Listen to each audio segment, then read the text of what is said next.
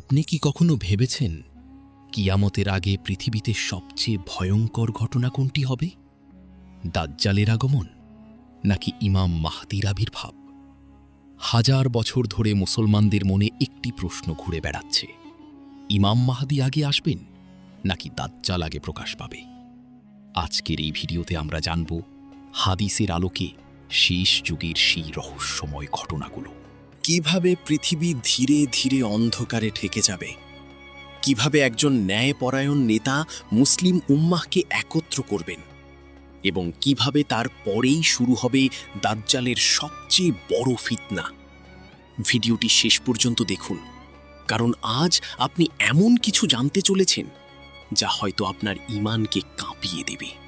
রাসূলুল্লাহ সাল্লাল্লাহু আলাইহি ওয়াসাল্লাম আমাদের সতর্ক করেছিলেন, কিয়ামতের আগে পৃথিবী ভরে যাবে অন্যায়, জুলুম, ফিতনা এবং বিশৃঙ্খলায়। মানুষ সত্যকে মিথ্যা মনে করবে আর মিথ্যাকে সত্য। বিশ্বাসঘাতক লোকেরা নেতা হবে আর সৎ মানুষরা অবহেলিত হবে। আজ আমরা চারদিকে তাকালেই দেখতে পাই যুদ্ধ, অশ্লীলতা, মানুষের হৃদয় থেকে রহমত উঠে যাচ্ছে। এমন এক সময়ে মুসলিম উম্মাহ অপেক্ষা করবে একজন নেতার, যিনি আবার ন্যায় প্রতিষ্ঠা করবেন, আর সেই ব্যক্তিই হলেন ইমাম মাহদি। অনেক মানুষ মনে করেন ইমাম মাহদি হয়তো কোনো অলৌকিক ব্যক্তি, কিন্তু হাদিসে রাসূলুল্লাহ সাল্লাল্লাহু আলাইহি ওয়াসাল্লাম পরিষ্কারভাবে বলেছেন তিনি হবেন সাধারণ একজন মানুষ। তার নাম হবে মুহাম্মদ ইবনে আবদুল্লাহ, ঠিক রাসূলুল্লাহ সাল্লাল্লাহু আলাইহি ওয়াসাল্লামের নামের মতো।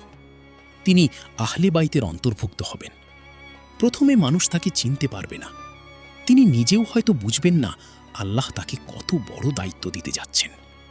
কিন্তু পৃথিবী যখন জুলুমে ভরে যাবে, তখন আল্লাহ তাকে হিদায়াত দান করবেন। মক্কায় মানুষ তার হাতে বায়াত গ্রহণ করবে।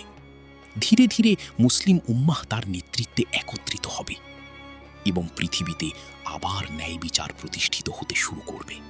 হাদিসে এসেছে, ইমাম মাহাদির সময় মুসলমানরা শক্তিশালী হবে, অন্যায়কারীরা দুর্বল হয়ে পড়বে, পৃথিবীতে শান্তি ফিরে আসবে, আকাশ থেকে বৃষ্টি নামবে, জমিন ফসল উৎপাদন করবে, মানুষ সম্পদ নিয়ে চিন্তা করবে না, কারণ তখন বরকত নেমে আসবে পৃথিবীতে। কিন্তু এই শান্তি বেশি দিন থাকবে না, কারণ ঠিক তখনই শুরু হবে ইতিহাসের সবচেয়ে ভয়ঙ্কর ফিতনা, দাজ্জালের আগমন। রাসূলুল্লাহ সাল্লাল্লাহু আলাইহি ওয়াসাল্লাম বলেছেন, আদম আলাইহিস সালাম থেকে কিয়ামত পর্যন্ত দাজ্জালের চেয়ে বড় ফিতনা আর নেই। দাজ্জাল এমন এক ব্যক্তি যে নিজেকে খোদা দাবি করবে। তার এক চোখ অন্ধ হবে, তার কপালে লেখা থাকবে কাফির। কিন্তু সবাই তা পড়তে পারবে না, শুধু প্রকৃত মুমিনরা বুঝতে পারবে তার সত্যতা। দাজ্জাল মানুষের সামনে অলৌকিক ক্ষমতার মতো কিছু দেখাবে। সে আকাশকে বৃষ্টি দিতে বলবে, ফসল উৎপন্ন হবে, মানুষ তাকে অনুসরণ করতে শুরু করবে। অনেক দুর্বল ঈমানের মানুষ তার ফাঁদে পড়ে যাবে। এখন সবচেয়ে গুরুত্বপূর্ণ প্রশ্ন, ইমাম মাহদি আগে আসবেন নাকি দাজ্জাল? সহিহ হাদিস অনুযায়ী প্রথমে ইমাম মাহদির আবির্ভাব হবে। তিনি মুসলিম উম্মাহকে নেতৃত্ব দেবেন, তারপর দাজ্জাল প্রকাশ পাবে।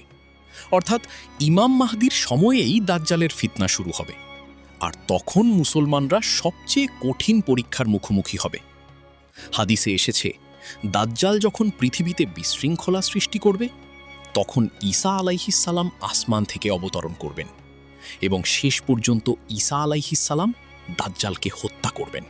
রাসূলুল্লাহ সাল্লাল্লাহু আলাইহি ওয়াসাল্লাম আমাদের শুধু ভয় দেখাননি, তিনি সমাধানও দিয়েছেন। তিনি বলেছেন সূরা কাহফের প্রথম 10 আয়াত পাঠ করতে, কারণ এটি দাজ্জালের ফিতনা থেকে রক্ষা করবে। ঈমান শক্ত রাখার নির্দেশ দিয়েছেন। নামাজ, কোরআন, আল্লাহর স্মরণ, কারণ শেষ যুগে সবচেয়ে বড় শক্তি হবে মজবুত ঈমান। আজ আমরা জানি না কিয়ামত কত কাছে, কিন্তু আমরা প্রতিদিন সেই সময়ের দিকেই এগিয়ে যাচ্ছি।